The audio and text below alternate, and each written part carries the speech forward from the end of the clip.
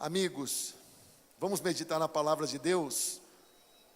Em Lucas 14, abra sua Bíblia lá em Lucas 14.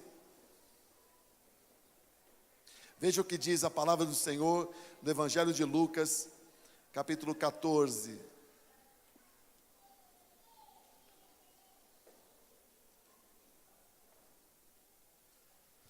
Vamos ler a partir do verso 25. Lucas 14, a partir do verso 25. Uma grande multidão ia acompanhando Jesus. Este, voltando-se para ela, disse: se alguém vem a mim e ama seu pai, sua mãe, sua mulher, seus filhos, seus irmãos e irmãs, e até a sua própria vida mais do que a mim, não pode ser meu discípulo. E aquele que não carrega a sua cruz e não me segue, não pode ser meu discípulo. Qual de vocês, se quiser construir uma torre, primeiro não se assenta e calcula o preço para ver se tem dinheiro suficiente para completá-la? Pois se lançar o alicerce e não for capaz de terminá-la, todos os que a virem rirão dele, dizendo: este homem começou a construir e não foi capaz de terminar. Ou qual é o rei que, pretendendo sair à guerra contra outro rei, primeiro não se assenta e pensa se com 10.000 homens é capaz de enfrentar aquele que vem contra ele com 20.000? Se não for capaz, enviará uma delegação enquanto o outro ainda está longe e pedirá um acordo de paz. Da mesma forma, qualquer de vocês que não renunciar a tudo que possui, não pode ser meu discípulo. O sal é bom, mas se ele perder o sabor, como restaurá-lo? Não serve nem para o solo, nem para ser adubo, é jogado fora. Aquele que tem ouvidos para ouvir, ouça. Que Deus nos abençoe diante da sua palavra. Amém, amigo? Note o verso que você leu comigo agora, 34. Novamente, esse texto, o Senhor fala do sal, que precisa ter sabor. Se o sal não tiver sabor, ele não tem utilidade, ele é jogado fora, diz Jesus nesse texto. Ele não serve nem para ser adubo para certas plantas que precisam de sal. Ele não serve para nenhuma função que o sal com sabor é necessário. Ora, Jesus está nos comparando ao sal. Nós precisamos servir a Deus nessa terra como discípulos, e o discipulado tem a ver com o sal. Ser discípulo é exercer influência, e assim como o sal não pode passar desapercebido se ele é um sal com sabor, o discípulo também precisa exercer influência na terra e não passará desapercebido. Onde houver um discípulo, a influência desse discípulo acontecerá, a influência desse discípulo virá. Jesus compara então, nesse contexto, a partir do verso 25, o sal com o discípulo, o sal com o discipulado. O que é discipulado? Discipulado é a capacidade de exercer influência. Discipulado é a capacidade de fazer diferença. Nós estamos falando esse ano de 2018 como um tempo de conquista de territórios, de conquista das nossas cidades. E como que essa conquista acontece? Se houver sal na vida de cada crente, sal e luz, somos sal da terra, luz do mundo em Jesus Cristo. E isso só é possível se nós formos discípulos. Ser discípulo é ter sal. Irmãos, todo crente que se recusa ao discipulado é um crente sem sal, insosso. Insosso é aquilo que não tem sabor, que não tem sal. Crentes que não aceitam ser discípulos, discipulados na palavra, discipulados na oração, discipulados conforme Jesus Cristo estabeleceu na igreja dele, acabam fazendo parte de uma multidão de gente insossa. Olha que interessante. Se você olhar o verso 25, olha o verso 25. A Bíblia diz assim: e grande multidão, diga grande multidão. A Bíblia diz no verso 25: e grande multidão continuava a segui-lo. Uma grande multidão acompanhava Jesus. Uma grande multidão continuava seguindo Jesus. Irmãos, se o projeto de Jesus fosse arrebanhar uma grande multidão, o projeto estaria cumprido, porque ele já tinha uma grande multidão com ele. Se o projeto de Jesus era reunir uma grande multidão que seguia ele, irmãos, no segundo ano do ministério de Jesus, ele já não podia mais entrar nas cidades. No segundo ano do ministério de Jesus, já não podia mais entrar nas cidades, porque era tanta gente seguindo e gente vindo de longe para procurá-lo, porque Jesus tinha uma popularidade crescente. Ele era falado em muitos lugares, ele era comentado em muitos lugares, e gente de muitos lugares vinham para se encontrar com ele, de modo que ele não tinha mais como entrar nas cidades, especialmente da Galileia. E mesmo em Jerusalém, ele era muito falado, muito comentado. Todos queriam vê-lo, todos queriam chegar perto dele. O poder dele de curar doença, então, era super, hiper, mega comentado. Então, se o projeto de Jesus fosse ter muita gente seguindo ele, o projeto estaria completado com 1 ano de trabalho. Sim ou não? Ele já tinha uma multidão. Olha, preste atenção, você que é líder aqui na igreja. Se você acha que todo o trabalho é ter um monte de gente seguindo você está enganado. Quem disse que é só ter um monte de gente, o nosso trabalho? Reunir uma multidão. Eu sou pai de multidões, mas quem disse que o projeto é ter uma multidão de gente? Jesus já tinha uma multidão.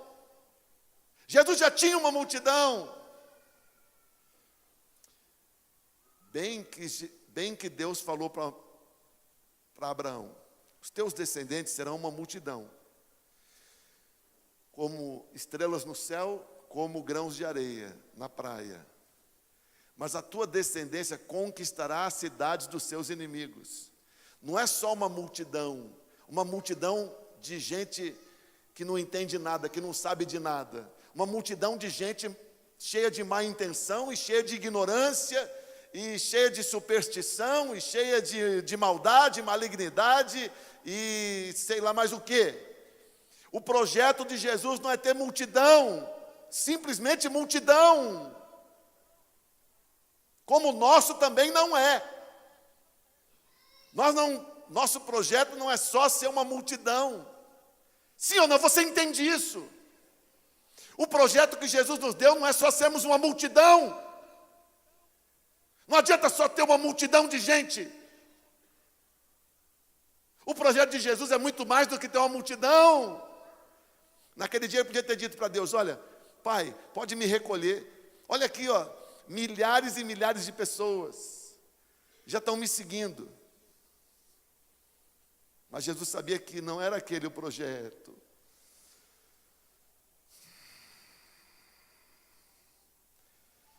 Em João capítulo 6, o capítulo 6 de João começa no verso 2, falando da grande multidão que continuava seguindo Jesus, porque eles viam os sinais que ele operava. Então, grande multidão continuava seguindo Jesus porque viam os sinais. Sim, ele fazia coisas maravilhosas. E tem gente que continua querendo usar sinais, milagres para atrair multidão para as igrejas, como se esse fosse o projeto.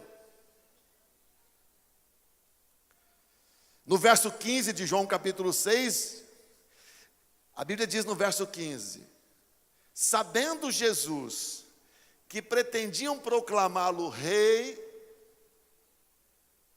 olha que coisa linda, sabendo Jesus que aquele povo todo estava decidido a proclamar o rei. Se você vê a Bíblia, no verso 15 diz, queriam proclamar o rei à força. As pessoas estavam seguindo Jesus e queriam porque queriam que ele assumisse como rei. Ei, ei, ei, Jesus é nosso rei! Gritavam as pessoas, isso é a coisa mais linda, arrepiava o braço de Judas Iscariotes. Olha aí que vitória, nós somos demais, o projeto está dando certo. Ei, ei, ei, Jesus é nosso rei. A multidão aclamando o Senhor. Jesus sabia que aquele povo todo queria botar ele na marra como rei. Deu certo. Deu certo o projeto. E todo mundo estava lá porque sabia que ele era muito poderoso. E que até morto ele ressuscitava. Leproso ele curava, cego ele fazia enxergar, surdo ouvir e mudo falar. Ei, ei, ei, Jesus é nosso rei. A Bíblia diz, sabendo que o povo, a multidão, queria aclamá-lo como rei, Jesus se afastou deles, porque não era esse o projeto. E no mesmo capítulo 6 de João, Jesus então traz uma palavra para a multidão esclarecedora sobre morrer e comerem da carne dele e beber do sangue dele. E aí ele deixa claro, como ele faz a partir do 3º ano do ministério dele, que o objetivo dele era morrer, e morrer na cruz, e ressuscitar ao 3º dia. O projeto de Jesus não era ter uma multidão de gente mundano, de gente pecadora, de gente perdida, de gente que gostasse dele, mas que simplesmente ficasse nisso. Você sabe que a igreja de Jesus Cristo deixa muito a desejar no século 21, porque ela só se contenta em ter uma multidão. E Jesus não veio por causa de multidão. Multidão não impressionou Jesus. Tudo que as igrejas por vezes querem é ter muita gente, muito associado, muito colaborador, muita gente participando das suas campanhas. E no final do capítulo 6 de João, termina o capítulo mostrando as pessoas indo embora, dizendo o quê? A gente prestou atenção na conversa dele, não é mais igual era no ano passado, esse ano eu não estou mais gostando dele. O discurso dele é muito duro, o discurso dele é muito ruim de ouvir. E as pessoas deixam. Interessante que em João capítulo 6, João diz, naquele momento, naquele discurso, discípulos foram embora. As pessoas diziam que eram discípulos, mas não eram. E chega um momento que Jesus fala para os 12, vocês também querem ir? E os discípulos, liderados por Pedro, respondem, para quem nós iremos? Tu tens as palavras de vida eterna. E ficam com ele. Jesus entra em depressão quando as pessoas, os falsos discípulos da multidão vão embora. Jesus fica em depressão que nem certos líderes da igreja ficam quando um discípulo, entre aspas, desiste. Jesus pensa em desistir de ser Messias, porque todo mundo foi embora da geração dele, da multidão que ele tinha. Jesus pensou? Claro que não, porque Jesus Cristo veio para cumprir o propósito. E o propósito não era só ter multidão por multidão. O propósito de Jesus foi fazer discípulos, irmãos, discípulos. O que adianta ter uma multidão de sal sem sabor? Toneladas e toneladas de sal insípido, que não faz diferença nenhuma. A proposta de Jesus é fazer discípulo. E para ter discípulo, ele precisava passar pela cruz. Morrer na cruz, ressuscitar ao 3º dia. E então, Jesus estabeleceu, a partir dos 12 dele, a visão do discipulado. Então, 2018 é tempo de conquistar territórios. E quem conquista território? Gente de influência. Quem são as pessoas verdadeiramente influenciadoras? Quem é discípulo de verdade.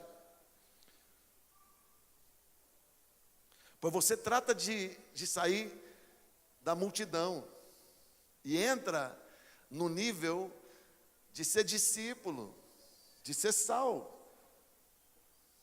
Porque a multidão, Deus não pode contar com ela. Uma hora está dizendo Jesus é nosso rei, outra hora está dizendo não quero mais, vou embora, porque o sermão não me agradou. Eu vou embora porque o sermão não me agradou.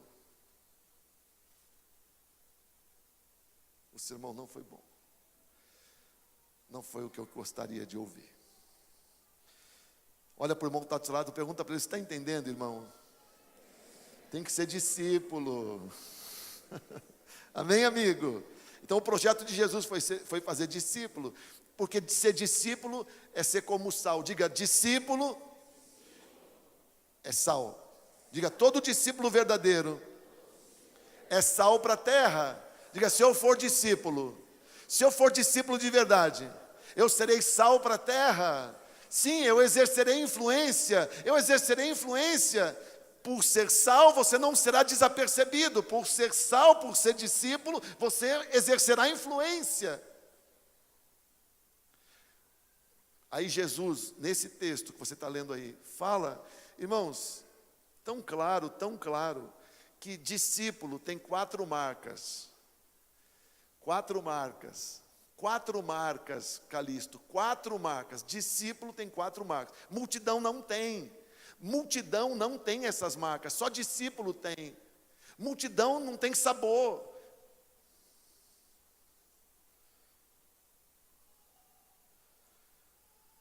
Discípulo tem, porque tem essas 4 marcas. Quais são as 4 marcas de um discípulo? Está aí no texto, irmãos. Acha aí as 4 marcas assim, eu não preciso nem pregar, a gente já encerra o culto.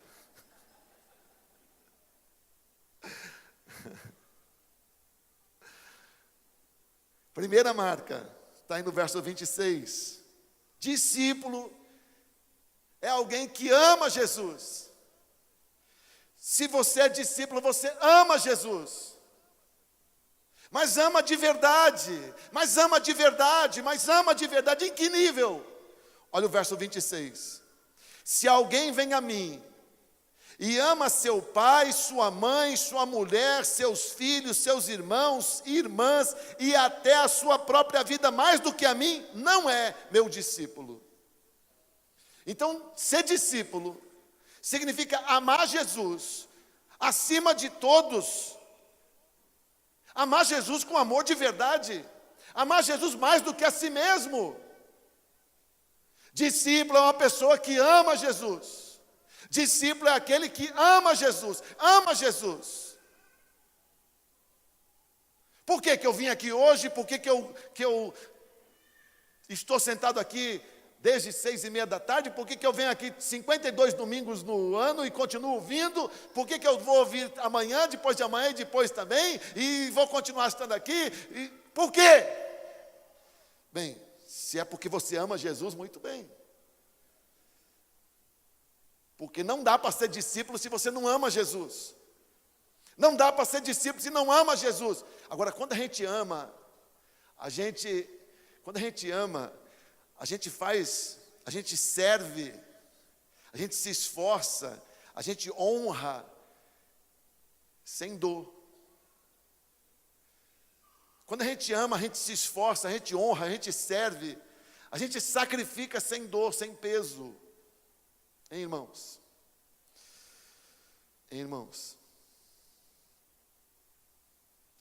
Por exemplo, a Bíblia diz que Jacó,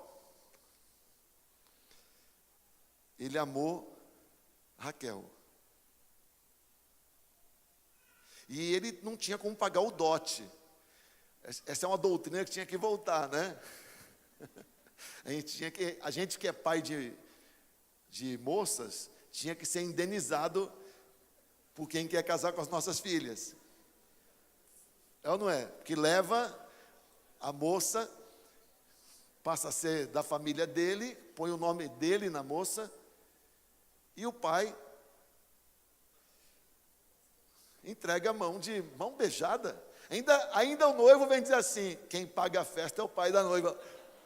Da onde tiraram essa doutrina?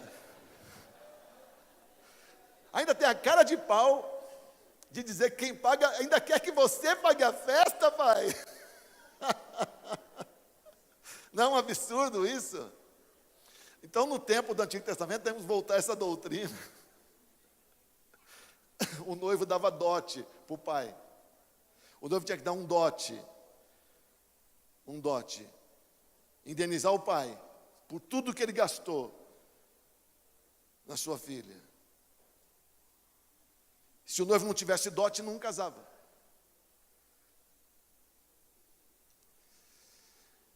Jacó não tinha, mas ele combinou. Quanto foi o dote? Ele precisou trabalhar 14 anos para pagar o dote.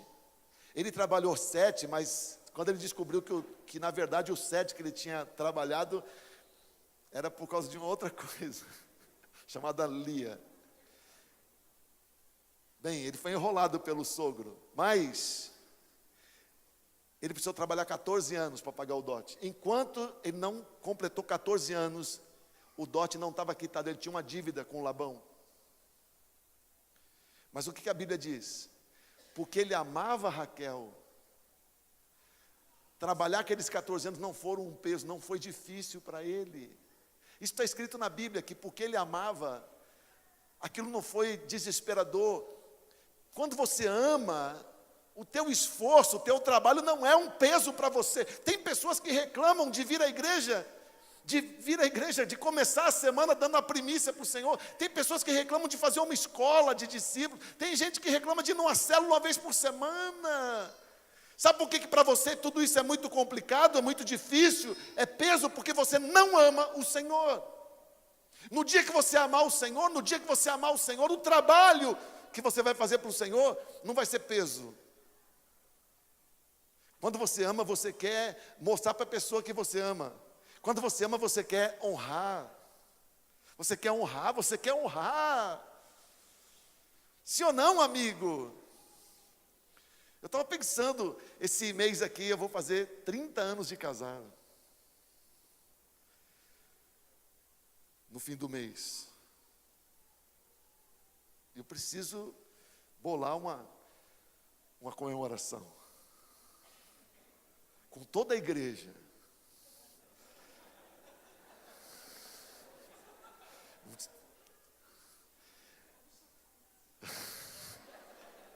Mas você imagina, se quisera eu fazer uma festa com a igreja inteira para comemorar os 30 anos de casado, sim. Mas vocês, para mim, não é para comemorar o meu casamento com quem? Com Valéria. Então, isso não é problema. O problema não está nisso. Quando a gente ama, a gente não mede sacrifício. Sim ou não, amigo? Quando a gente ama, se você amar Jesus, você não vai se importar de vir numa chuva, de sair no vento, de vir para o culto com a dorzinha de cabeça que você toma uma aspirina. Meu Deus, eu comprei por $5 100 aspirinas. $5 100, toma uma aspirina, passa dor de cabeça. Tem gente que diz assim, não vim no culto porque eu estava com dor de cabeça. Mas diz para o seu patrão que você não vai trabalhar por causa de uma dor de cabeça. Não vim no culto por causa de uma dor de cabeça, que você toma uma aspirina daquela, que você compra 100 delas por $5. Dura aí aos Estados Unidos comprar, né? Mas, chegando lá é barato. Então, quando a gente ama, meu Deus, não mede esforço. E Jesus diz, só é meu discípulo se me ama. Mas se me ama, não é me amar que nem você ama sua mulher. Jesus diz, não é me amar que nem você ama sua mulher, que nem você ama seus filhos. É me amar mais do que eles. Pois quem é que vai fazer diferença nessa cidade? Sabe por que a cidade não melhora? Sabe por que a cidade não progride? Porque os crentes não amam Jesus coisa nenhuma. E crente que não ama Jesus é sal sem sabor, é só multidão. Ah, quando esse povo amar Jesus acima de si mesmo. Ah, se esse povo amar Jesus do jeito que Jesus Cristo manda. E tem direito de mandar.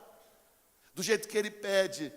Cada um que amar Jesus desse jeito vai exercer influência, sem dor, Sim ou não, amigo? Mês que vem nós vamos ter um congresso, o primeiro congresso do ano. E congresso de adoração. E nós já pedimos para a prefeitura liberar para a gente ter congresso de adoração. O nosso congresso de adoração, sei lá, na Concha Acústica do Taquaral. Pedimos 5 dias. Alguém já disse, mas 5 dias, um exagero. Já que é para fazer. 5 dias. Mas chove no carnaval. Olha, minha preocupação na chuva são os instrumentos musicais. Porque a gente, tomar uma chuva num culto de honra a Jesus é uma delícia. Sim ou não? A preocupação é com o equipamento, que não pode tomar chuva. A gente pode, num culto seria até um dia só, Senhor. Os 5. Mas nós vamos orar para não chover. Porque tem uns irmãos que estragam a chapinha. A gente entende. Muito investimento no cabelo, não é? Mas, irmãos, quando a gente ama Jesus, pensar, mas eu tenho que ir lá 5 dias naquele parque, ao ar livre, naquele espaço, ficar cultuando Jesus, e com as outras igrejas que vão também, e com gente que não é de igreja nenhuma, e vai ficar vendo a gente adorar Jesus num congresso de adoração. Meu Deus do céu, quem ama Jesus acha isso uma loucura de amor. Sim ou não, amigo? Por Jesus a gente faz loucura de amor. Lembra do tempo da loucura de amor? Quanto mais mico você pagasse, mais amor você estava demonstrando. Pois olha, a multidão não impressionou Jesus. O que impressionou Jesus? Amor. Você, Simão, não está entendendo o que essa mulher está fazendo. Essa mulher que você só conhece ela como pecadora. Ela está fazendo demonstração de amor, explicou Jesus para Simão, na casa do homem. Enquanto a mulher estava lá em lágrimas, molhando os pés dele, enxugando com os cabelos, beijando os pés dele, fazendo demonstração de amor, explicou Jesus para Simão, na casa do homem. Enquanto a mulher estava lá em lágrimas, molhando os pés dele, enxugando com os cabelos, beijando os pés dele. Sim ou não, amigo? Então, discípulo que faz influência na cidade é a pessoa que ama Jesus de verdade. Pois fazer parte de uma multidão de crente não resolve. Nós temos que ser o povo que ama Jesus, com amor que ferve o coração. Com amor que ferve o coração. Sim ou não? Você conhece aquele cântico antigo? O meu sangue ferve por você? Um cântico que se cantava antigamente. De onde ele tirou isso? Quando você ama, seu sangue fica fervente. Pois amor fervoroso. Pois nós temos que ter um amor que faça nosso sangue ferver por Jesus. Sim ou não? Amém ou não? Põe a mão no seu coração e talvez está até gelado, meu Deus do céu. Como é que você ama Jesus com esse coração gelado, insensível? Ora comigo, diga, meu Deus, Senhor Jesus, eu quero ter sabor, eu quero ser sal com sabor, eu quero exercer influência nessa terra. Então aquece meu coração, me ajuda a te amar.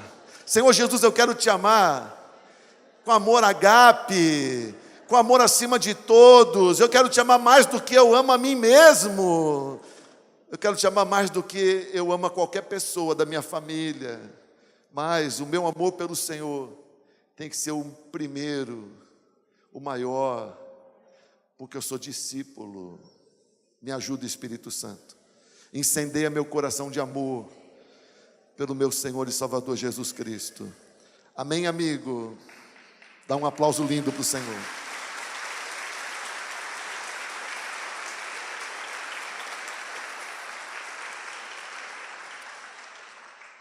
Discípulo exerce influência, discípulo tem sal. O projeto de Jesus não é multidão, simplesmente, mas é ter muitos discípulos. Discípulo é quem ama. Segunda marca, se você olhar o verso 27 de Lucas 14, Jesus fala assim: e aquele que não carrega a sua cruz e não me segue, não pode ser meu discípulo. E aquele que não carrega a sua cruz e não me segue, não pode ser meu discípulo. Interessante, se você dissesse para os apóstolos de Jesus: olha, um dia a cruz vai ser um símbolo muito especial na igreja, eles iriam ficar abismados. O quê? Cruz? Muitas igrejas vão ter cruz desenhada, cruz pintada, cruz esculpida, cruz na fachada, porque a cruz vai ser símbolo da igreja, ou um dos símbolos. Eles diriam: não é possível, para nós a cruz simboliza coisas tão feias. Cruz era um instrumento de execução cruel. Jesus disse: quem não carrega a sua cruz não pode ser meu discípulo. Olha, os romanos eram tão cruéis para executar, e eles dominavam boa parte do mundo, e eles executavam as pessoas em lugares públicos, onde passasse muita gente, e na cruz, que era uma morte cruel e demorada. Mas o cúmulo da humilhação era que o condenado carregava a sua própria cruz até o lugar da execução. Porque a cruz tinha o peso, era de madeira.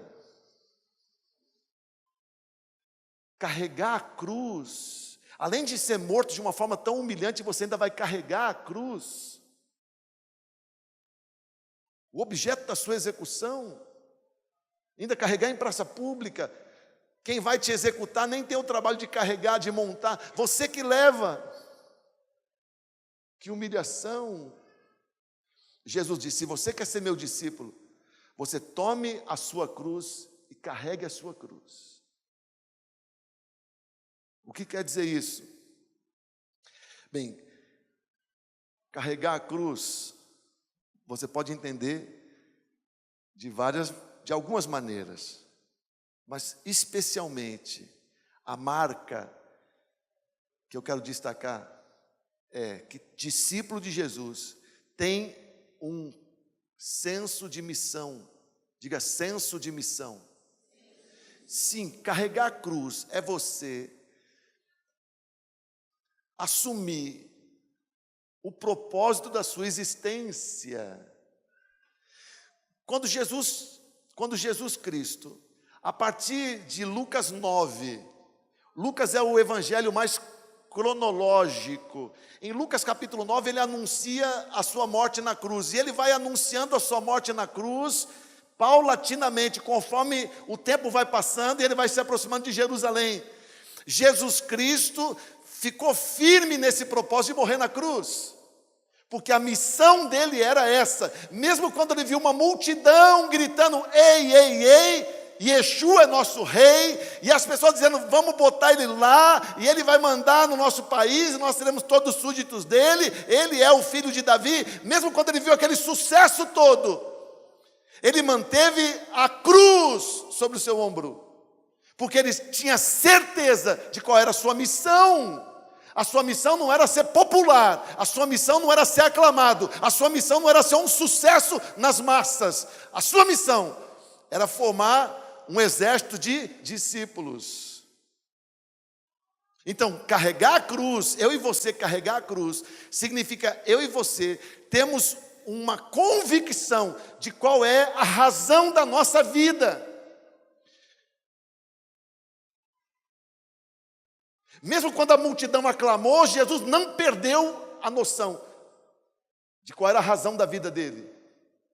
Ele manteve a convicção quando ele foi aclamado, mas também quando ele foi perseguido. Quando ele foi aclamado, mas também quando ele foi traído. Quando ele foi aclamado, mas também quando ele foi injuriado e ofendido, esbofeteado, cuspido e etc. Jesus sabia a que ele veio. Jesus sabia que para isso ele nasceu. Ele já sabia que ele era um cordeiro para ser imolado, sem mácula, naquela cruz. Tanto que quiseram jogar ele do precipício e ele não se permitiu. Quiseram matá-lo apedrejado e ele não se permitiu, porque ele tinha o propósito, a missão era morrer na cruz. Todo discípulo de Jesus Cristo tem convicção, diga convicção, convicção da sua missão. Para que eu nasci? Para que eu existo? Qual a razão da minha vida? Qual o propósito da minha existência? O que eu estou fazendo nessa terra? Para que eu sirvo? Quando você é discípulo de Jesus, você tem respostas em Cristo a todas essas perguntas. Você está entendendo, sim ou não? Está vendo como é bom falar com gente inteligente? Pelo menos os 5 ou 6 que responderam. Os 3 que riram também. Irmãos,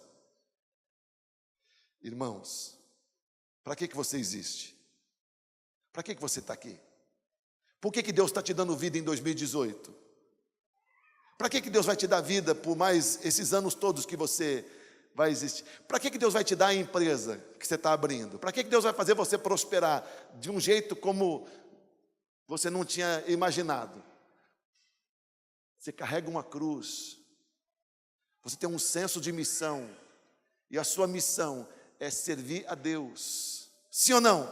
Jesus foi enviado por Deus para morrer na cruz, e eu também carrego uma cruz, porque Deus tem um plano para a minha vida e para a sua vida também. Então carregar a cruz significa não abrir mão do que Deus tem planejado para mim. Eu tenho um propósito, eu vivo para Deus. Sim ou não? Por isso o apóstolo Paulo diz que Jesus Cristo é a nossa vida. Ele é a razão da nossa vida, é a razão do nosso viver. Quem não carrega a cruz, quem não tem senso de missão, quem se acha solto por aí, quem acha que está solto por aí, fazendo o que bem entende, não é discípulo de Jesus. Tem crente que não tem senso de missão coisa nenhuma, fica flutuando, planando, levado por vento, por onda, por modismo. Mas discípulo de Jesus carrega a cruz, tem senso de missão. Amém ou não amém? Deus tem um plano para a minha vida, Deus tem um projeto para a minha vida em Cristo Jesus. Carregar a cruz significa eu sei que Deus tem um plano para a minha vida e eu estou vivendo esse plano.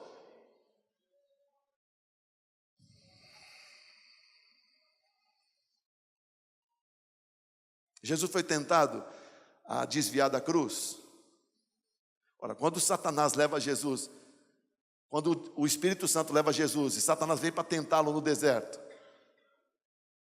do que Satanás estava tentando desviar Jesus? Qual o problema de transformar pedra em pão? Qual o problema de transformar pedra em pão? Quem transforma pedra em pão, transforma chicote em pena de galinha. Quem transforma pedra em pão, transforma prego em borracha,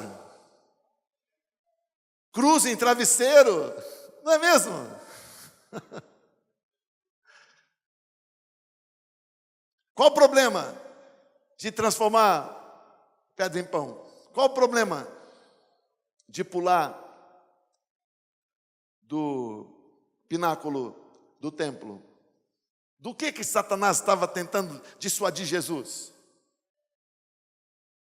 E quando Satanás oferece para Jesus, eu te dou a popularidade, eu te dou o domínio sobre as nações. O que Satanás estava propondo para Jesus? Você não precisa morrer na cruz, eu te dou a multidão, eu te dou as nações. O que você quer? Nações? Você quer ir para as nações? Quer ir para as nações? Quer ser popular? Quer botar no Facebook pregando nas nações? Sou um homem de nações. Eu te dou todas as nações. Eu deixo você abrir igreja em todas as nações. Mas ajoelhe e me adore um pouquinho. Para que cruz? Jesus diz, senso de missão. Se você quer ser meu discípulo, você tem que carregar a sua cruz. E não abrir mão do plano de Deus. Sim ou não? O plano de Deus, o projeto de Deus, a missão que Deus nos deu, que é fazer discípulo. A missão é fazer discípulo. Fazer discípulo é a nossa cruz. Ser discípulo e fazer discípulo. Às vezes a cruz parece um pouco pesada, depende dos discípulos. Não é mesmo? Outras vezes não. Levanta a sua mão para o céu e diga, meu Deus, eu tenho uma missão. E eu preciso ter senso dessa missão, convicção dessa missão. Eu não estou solto no mundo, eu não estou largado no mundo. Eu não estou à mercê de mim mesmo. Eu não posso seguir o meu coração corrupto. Eu preciso cumprir a missão. Eu preciso cumprir o chamado. Eu preciso cumprir a vocação. Eu preciso cumprir o plano do Senhor, a vontade do Senhor para a minha vida. Por isso eu carrego uma cruz, eu sou discípulo de Jesus. E assim como Jesus Cristo foi obstinado em cumprir o plano, eu também sou discípulo dele e vou cumprir o plano que o Senhor tem para a minha vida. Se é verdade isso, dá um aplauso bem lindo.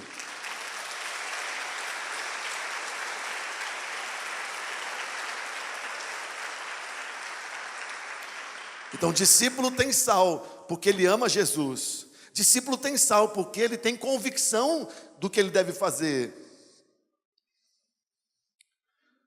Não adianta chegar domingo que vem e me convidar para realizar um sonho da minha juventude. Quando a gente é jovenzinho, a gente tem sonho de ser jogador de futebol. Eu era jovem de um bairro pobre de São Paulo. Então, meu sonho era como o sonho de qualquer menino, jogar futebol e cantar para multidões. Meninos, sonhos de meninos. E naquele tempo eu lembro dos meus amigos indo fazer peneira nos times lá de São Paulo. Eu tinha muita vontade, mas ao mesmo tempo tinha muito receio da exposição ao ridículo. Porque eu testava na escola, na igreja, e eu via que as pernas não eram tão inteligentes como o cérebro. E tem gente que passa a vida atrás de sonhos bobos, como de meninos. Mas a gente, quando conhece Jesus e se torna discípulo de Jesus, o nosso sonho é fazer o plano dele acontecer. É ser o que ele quer que a gente seja. Amém ou não amém? Está onde ele nos colocou, fazendo o que ele mandou. É o senso de missão. Isso é carregar a cruz. Terceira marca. Todo discípulo de Jesus tem perseverança. Diga perseverança. Perseverança, perseverança, perseverança, perseverança, perseverança. Perseverança para continuar os projetos. Perseverança para continuar o projeto. Perseverança para continuar o projeto. E Jesus Cristo, falando dessa perseverança, ele fala nos versos 28, 29 e 30, sobre a pessoa que antes de construir uma torre, um edifício alto, calcula o preço para acabar a torre. Jesus diz no verso 30, se você começa a fazer uma torre e você não consegue terminar, você se torna ridículo para a sociedade. A torre que você começou a construir e não terminou, te faz ser motivo de chacota. Motivo de chacota. Irmãos, desculpe, mas o mundo se diverte com ex-crente. Com ex-crentes. E a coisa mais zombada do mundo parece que são os ex-pastores. Ex-pastores. Quem já esteve edificando uma torre, um edifício, e desistiu durante a edificação, vira chacota para o inimigo. Chacota para os malignos. Todos nós que estamos aqui e somos discípulos, nós participamos de um projeto de construção de um edifício, sim ou não? Como é que a Bíblia chama a igreja de edifício espiritual? E quem mora dentro desse edifício? O Espírito Santo de Deus. Nós somos pedras vivas, e Jesus é a pedra angular, e a fé em Jesus Cristo é o alicerce, e nós construímos um edifício, e o Espírito de Deus habita nesse edifício. Mas se você desiste desse edifício, você é como alguém que abandonou uma torre antes de terminá-la, vira motivo de chacota. Ainda ontem mesmo eu estava num congestionamento, debaixo de chuva, voltando de uma viagem que eu fiz com a minha família, e passei do lado de um prédio que alguém começou a construir e largou, já deve fazer muitos anos. E a gente acha muito estranho alguém ter gasto tanto dinheiro para construir um prédio e largar ele lá apodrecendo, sem nunca ninguém ter habitado naquele prédio. Pois nosso chamado é para construir um edifício para o Espírito Santo de Deus habitar. E nós temos que ser perseverantes e indesistíveis. Amém ou não amém? Todo discípulo de Jesus é indesistível. Jesus dá ainda outro exemplo, 31 e 32, de uma guerra. Se você é um rei e você declara guerra contra outro rei, você faz conta para que não chegue o momento de você pedir condições de paz para o outro rei. Olha o que Jesus diz no verso 31, se você é rei. Por que a Bíblia diz que Jesus Cristo é o Rei dos Reis? Por que o Apocalipse, no capítulo 1, diz que Ele nos fez reis e sacerdotes para Deus? É lá na Bahia que eles chamam a gente de meu rei? É na Bahia que tem essa forma de tratamento, meu rei? É assim, Neto? Você que é um legítimo baiano. Meu rei. Por que chamam a gente de meu rei na Bahia? Se você acha estranho um baiano chamar você de rei, meu rei, pois acha estranho a Bíblia chamar você de rei.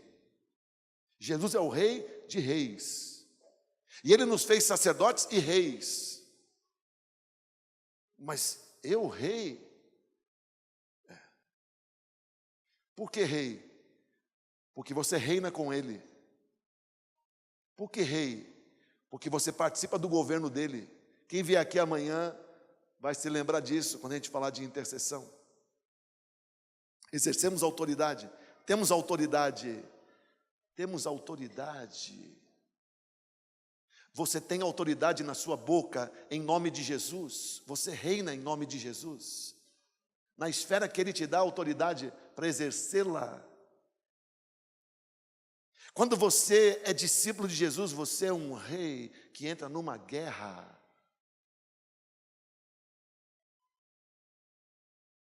E uma guerra chamada guerra espiritual. Todo discípulo de Jesus está envolvido numa guerra espiritual. Não é contra pessoas que nós lutamos, é contra espíritos, contra principados, contra potestades malignas, contra demônios. O que é potestade, meu Deus do céu? O que é principado? São reis lutando contra principados. Agora, quando você não tem a capacidade de ser discípulo, sabe o que acontece? Jesus disse, você não pode começar na guerra e daqui a pouco chamar o inimigo e negociar rendição. Jesus está dizendo, você declarou guerra e não fez conta do poder do inimigo, e agora você manda uma comissão de paz tratar da sua entrega. O que essa comissão vai tratar? Quanto você, inimigo, quer para não lutar mais comigo? E a condição de rendição é de se tornar escravo dele, irmão. Numa guerra, se você não pode lutar contra o seu inimigo, você se rende a ele, se entrega a ele, e se torna vassalo dele, servo dele. E quem não é discípulo acaba estando debaixo da autoridade do inimigo. Mas nós somos discípulos de Jesus quando a gente persevera, quando a gente é indesistível, quando a gente constrói o edifício e quando a gente não desiste da guerra. Sim ou não, amigo? Nós somos reis, nós temos autoridade e nós lutamos e lutamos e lutamos já com a convicção da nossa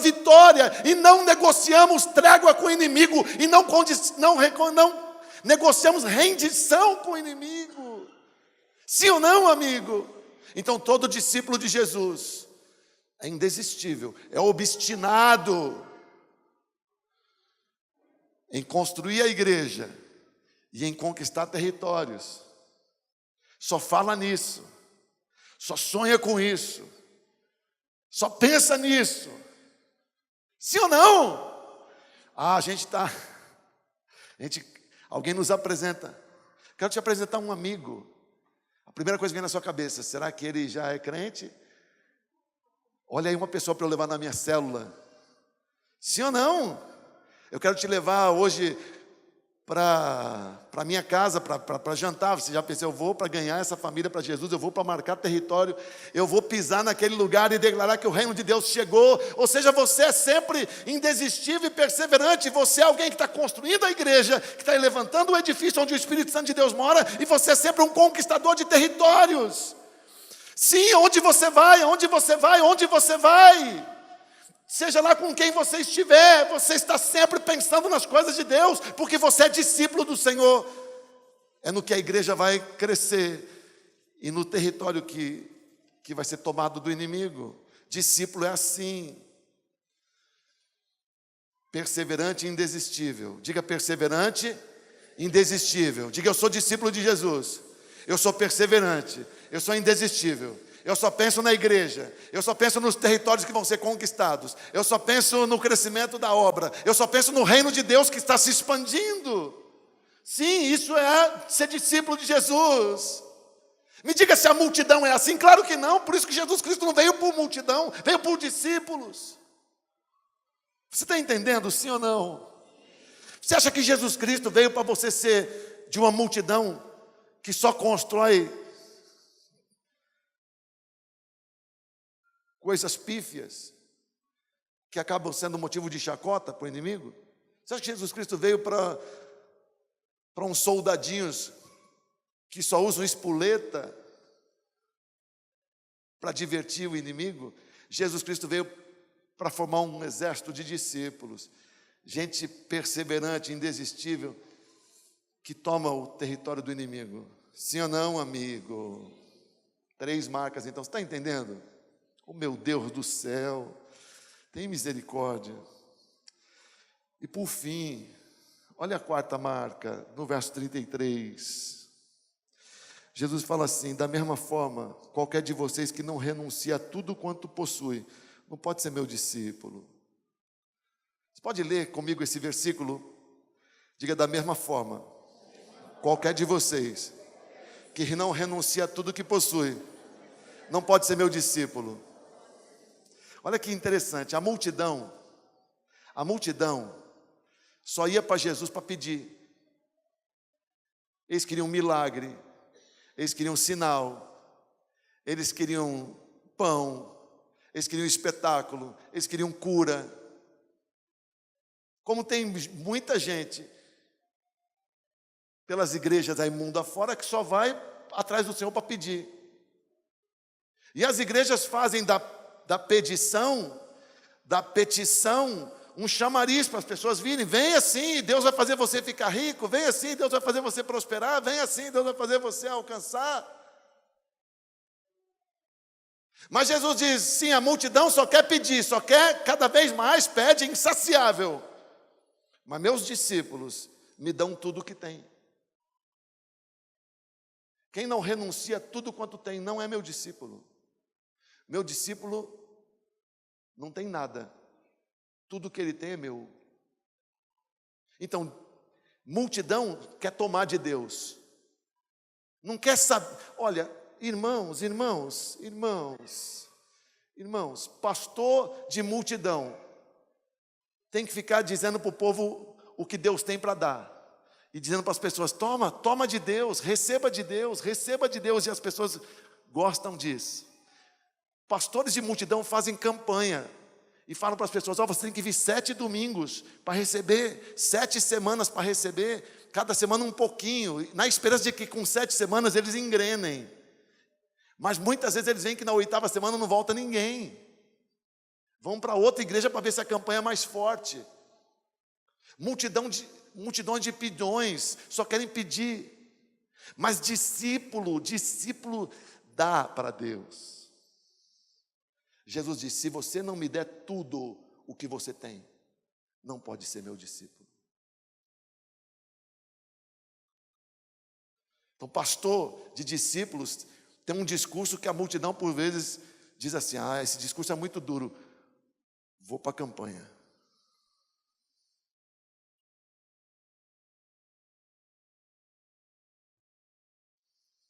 Para ser discípulo tem que dar tudo para Jesus. Pega a sua carteira aí, vamos fazer outra oferta. Hein, irmãos? Irmãos, vários anos atrás, a gente comprou um livro de um pastor argentino chamado Juan Carlos Ortiz, e vários irmãos aqui da igreja leram, irmãos daquela época, chamado O Discípulo. E o pastor daquela igreja na Argentina, a Argentina teve um avivamento anos atrás, anos 90. E teve um culto. Ele estava ensinando a igreja a deixar de ser crente e ser discípulo. E ele ensinou isso semana após semana, até que teve um culto em que ele disse para todo o povo da igreja trazer os bens, chave de carro, chave de casa, escritura, extrato bancário, tudo que simbolizasse o que você tem. E as pessoas pegaram e deixaram no altar e voltaram para as cadeiras, largando lá os documentos dos carros, as escrituras das casas, as chaves dos veículos, as chaves das casas, os extratos bancários, largaram tudo no altar. Aí depois que ele ministrou, as pessoas voltaram e pegaram, cada um o seu. E aí disse que a partir daquele dia as pessoas tinham a consciência: eu entreguei tudo. E nunca mais eles falavam, qualquer deles falava, a partir de então, que qualquer coisa era deles. A casa não é minha, é do Senhor. A casa que o Senhor me entregou. O carro, aquele carro, não é meu, é do Senhor. A empresa, o dinheiro, o que eu tenho não é meu, é do Senhor. Entregaram, mas quando eles pegaram de volta, não era mais deles, era do Senhor. Está com você, mas não é teu, é do Senhor. Todo discípulo tem essa consciência. Então, o discípulo não é mesquinho, é do Senhor. É do Senhor. Eu já entreguei, é dele, eu sou dele. Você tem coragem de ser discípulo e entregar tudo para o Senhor? Sim ou não? E se você for discípulo e entregar tudo para o Senhor, tudo é dele. Está com você, mas é dele. E ele tem a autoridade de mandar você fazer o que ele quiser. Houve um dia, quando Pedro conversou com Jesus, Lucas 18, você está em Lucas, vira aí a página, o capítulo 18, olha no verso 28, Pedro disse para Jesus: nós deixamos tudo o que tínhamos para te seguir. Nós deixamos tudo o que tinha para te seguir. Nós deixamos tudo o que tinha para te seguir. Nós deixamos tudo o que tinha para te seguir. Nós deixamos tudo o que tinha para te seguir. Você sabe que eu me tornei pastor e antes eu era bancário. Semana passada, eu fui a uma agência do banco onde eu trabalhava e fiquei lá conversando com o gerente um bom tempo. E até os móveis ainda são, a agência é muito parecida ainda com a época que eu trabalhava, embora eu já saí do banco há muito tempo, mas aquele banco continua tendo o mesmo layout. Então, eu me sentia um pouco dentro do banco de novo. E eu estava contando para o gerente lá por que eu saí do banco, quanto tempo eu fiquei lá. E eu saí do banco para ir para o seminário, para estudar para ser pastor. Irmãos, eu cheguei para o meu chefe na agência e disse a ele assim: por favor, me mande embora, porque eu quero ir para o Rio de Janeiro, onde eu vou estudar, porque eu vou ser pastor.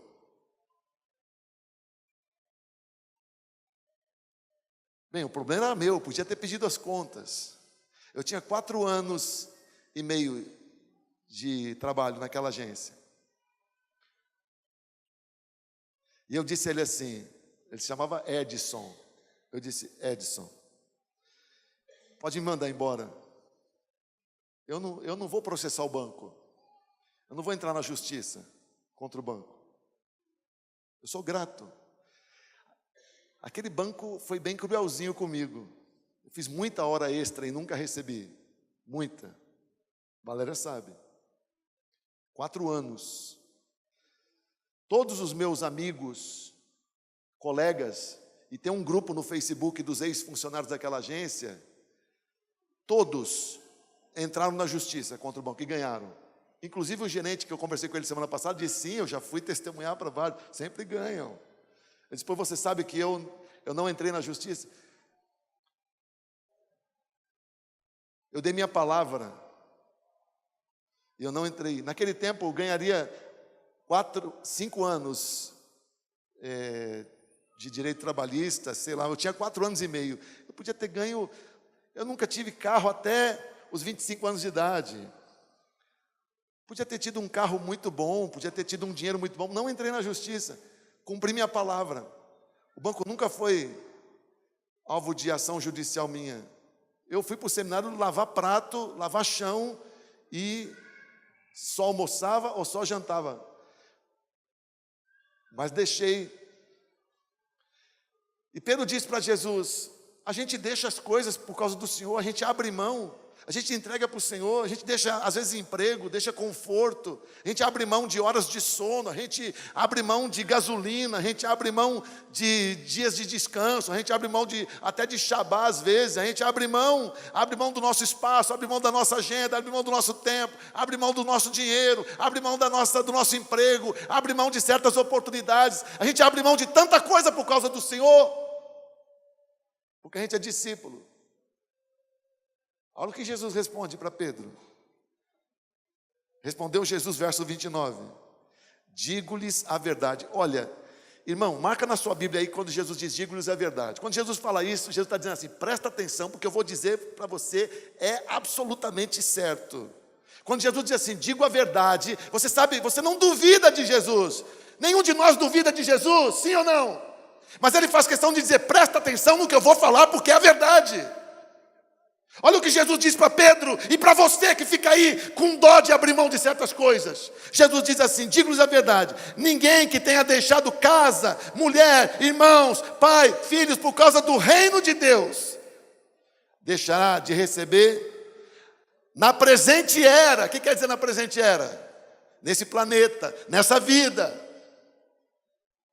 muitas vezes mais, e na futura vida eterna.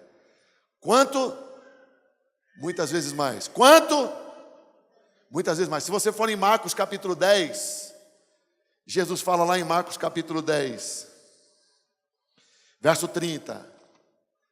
Jesus fala lá em Marcos 10, 30. Aqui ele diz, eu digo a verdade, muitas vezes mais. Em Marcos 10, 30 ele fala assim, 100 vezes mais. 100 vezes mais. Então, ser discípulo de Jesus é dar tudo para Ele. Só que Ele diz, quem me dá a preferência, quem renuncia por minha causa, nessa vida, é honrado por mim com muito mais. No outro texto ele diz, 100 vezes mais. E eu estou dizendo a verdade, diz Jesus. E eu estou dizendo a verdade. Agora, eu acabei de contar para você o que eu fiz 30 anos atrás. 32 anos atrás. Depois de 32 anos atrás, valeu a pena abrir mão de um emprego de 4 anos e meio? Valeu a pena abrir mão daquele dinheiro que eu podia ter ganho para manter uma palavra? Valeu a pena abrir mão? Ah, pelo amor de Deus, você acha que Jesus mente? Claro que valeu a pena. Como não? Como não? Você quer ser próspero? Então seja discípulo. Mas discípulo dá tudo para Jesus. Mas Jesus devolve 100 vezes. Continua sendo dele, mas devolve 100 vezes. Sim ou não? Ai, meu Deus do céu. Discípulo dá tudo que tem para Jesus. Só que Jesus disse: se você é meu discípulo, tudo que você abrir mão por mim, eu multiplico por 100 na tua vida. Nessa vida e na futura, pode se preparar. O melhor ainda vem depois. Meu Deus, que bênção é ser discípulo. Que bênção é ser discípulo. Que bênção é ser discípulo. Em vez de ficar com inveja da prosperidade dos discípulos, você vai dizer: aqueles 12 do apóstolo, estavam tudo em Nova York. Estavam tudo esquiando, tirando onda lá. Aquele discípulo finalmente me deu o presente. Hoje. Ainda veio dizer para mim assim: eu fiquei sabendo que o senhor andou cobrando. Cobrei mesmo, na sua cara agora. Ele falou para mim assim: porque aqui contam tudo para a gente. Então estou dizendo, cobrei mesmo, viu, Sandro? Não tem segredo. Fica gravado aí. Irmãos, você fica dizendo: foram passear. Passeiam mesmo, sabe por quê? Porque são discípulos. E não tem que fazer força, porque o Senhor não mente. Ele diz: você renunciou? Então eu vou te dar muito mais. Eu digo a verdade, muito mais. O que você abriu mão por minha causa? Muito mais eu te dou. Muito mais, na presente era, muito mais. 100 vezes mais. Pode ver, no mínimo 100 vezes mais. E se você tem perseverança, está carregando a cruz, tem senso de missão, a prosperidade não te corrompe. A prosperidade não te corrompe. Você continua servindo o Senhor, e o que Ele te deu a mais, você continua dizendo: é tudo teu. Sim ou não, amigo? Pelo amor de Deus. Se você já é discípulo, é sal com sabor, glórias ao Senhor. Vamos fazer grande diferença esse ano na nossa cidade. Agora, que adianta ter um monte de gente, se é um monte de gente que não tem marcas de discípulo, que é sal sem sabor? O que Jesus vai fazer com um monte de gente que não quer exercer influência? Mas o que Jesus pode fazer com uma igreja composta por discípulos? Meu Deus do céu, que revolução, que transformação. Não é mesmo, amigo? Seja discípulo, você vai ver que coisa tremenda. Amém ou não amém? Discípulo, você marcou aí? Ama Jesus. Seu coração tem que ferver. O meu coração ferve pelo Senhor. Discípulo tem que carregar a cruz. É o senso de missão. É o senso de missão. Eu sei qual é o meu propósito de vida. É servir o Senhor. Discípulo constrói a torre, conquista o território do inimigo, reina com Jesus, exerce a autoridade e persevera nisso. E discípulo abre mão do que for preciso. Tudo é de Jesus. Por isso Jesus abençoa os discípulos e faz eles prosperarem. Meu Deus do céu. Multidão não gosta dessa palavra, mas quem é discípulo se identifica. Somos nós. Amém, amigo? Que bom. Fica de pé no seu lugar, vamos orar ao Senhor e reafirmar que nós somos discípulos.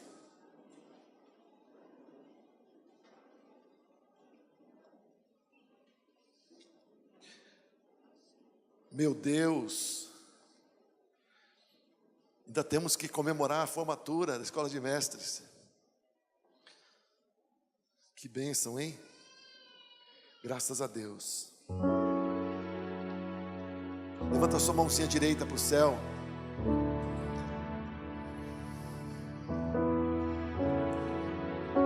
Fecha os seus olhinhos. Começa a orar ao Senhor. Diga para o Senhor: meu Deus, Jesus não veio por causa de uma multidão. Ele não veio para alcançar um monte de gente. Ele veio para morrer na cruz e para ressuscitar e para salvar e para fazer discípulos. E eu estou com a minha mão levantada para dizer ao Senhor: eu sou um desses discípulos. Eu sou discípulo de Jesus.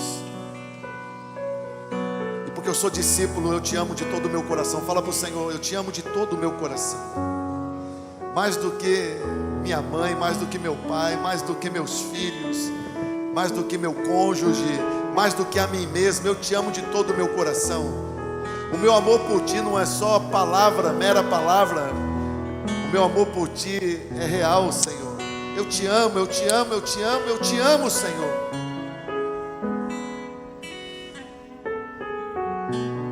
e a minha vida é te servir. Eu entendi o que é carregar a cruz, é ter senso de missão. O Senhor tinha uma missão e cumpriu, e eu tenho que cumprir a minha também. E a minha missão é te servir, é cuidar dos interesses do teu reino. E eu estou envolvido num projeto de construir um edifício muito grande, chamado Igreja Batista Vida Nova. E eu não vou desistir de fazer a minha parte, porque esse edifício abriga muitas vidas e abrigará muitas mais, e é morada do teu Espírito. Eu estou numa guerra, e nessa guerra eu luto em teu nome, pelo teu poder, então a vitória já é minha.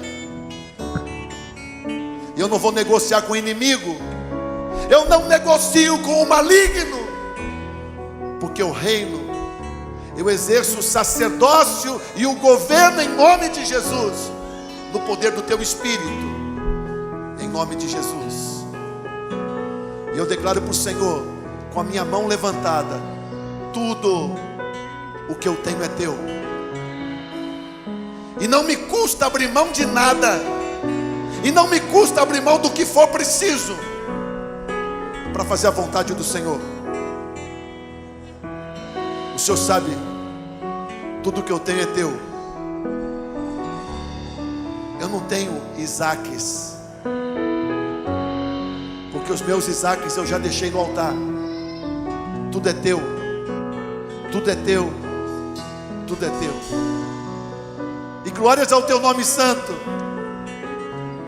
porque o Senhor abençoa os teus discípulos 100 vezes mais. Meu Deus, eu não me tornei discípulo por causa de lucro, mas que bom saber que o Senhor cuida de mim e me prospera nessa terra. Bendito seja o teu nome. Diga para o Senhor: eu sou discípulo, eu sou sal, e sal com sabor. Diga: meu Deus, eu sou discípulo, e eu sou sal com sabor. Eu sou sal com sabor.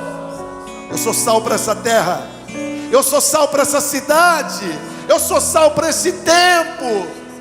Diga para o Senhor: usa a minha vida, e usa a Igreja Batista Vida Nova para exercer influência para salgar essa cidade, esse lugar, em nome de Jesus. Diga: meu Deus, em 2018 faz grandes coisas através da minha vida e através da tua igreja. Meu Deus, em nome de Jesus, em 2018 faz grandes coisas através da Igreja Batista Vida Nova. Em nome de Jesus, fortalece esse rebanho de discípulos, fortalece esse rebanho de discípulos, fortalece esse rebanho de discípulos, multiplica, aumenta esse rebanho de discípulos de Jesus, com essas marcas, em nome de Jesus. Amém?